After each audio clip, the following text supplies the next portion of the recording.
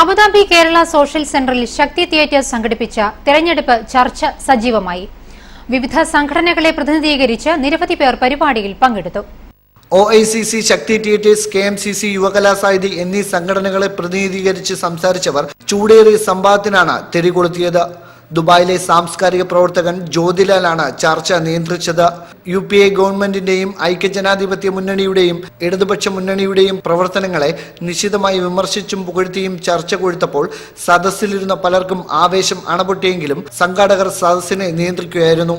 കോൺഗ്രസും CPM-ഉം അതിന്റെ ചരിത്രത്തിലെ ഏറ്റവും ദയനീയമായ തോൽവി ഈ തിരഞ്ഞെടുപ്പിൽ നേരിടുമെന്ന് സദസ്സിലുള്ളവർ ചർച്ചയിൽ ഇടപെട്ടുകൊണ്ട് അഭിപ്രായപ്പെട്ടു. പക്ഷേ സംസാരിച്ചവരെല്ലാം BJP-യെ വിമർശിക്കുവാൻ പരസ്പരം മത്സരിക്കുകയും ചെയ്തു. TP ചന്ദ്രശേഖരനും അരിയിൽ ഷുക്കൂറും നിലമ്പൂർ രാധയും ചർച്ചയിലെ ചൂടുള്ള വിഷയമായി ഇരുഭാഗവും എടുത്തു പറഞ്ഞു.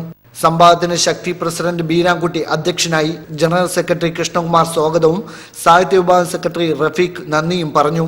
സമീർ കല്ലറ, NTV, അബുദാബി.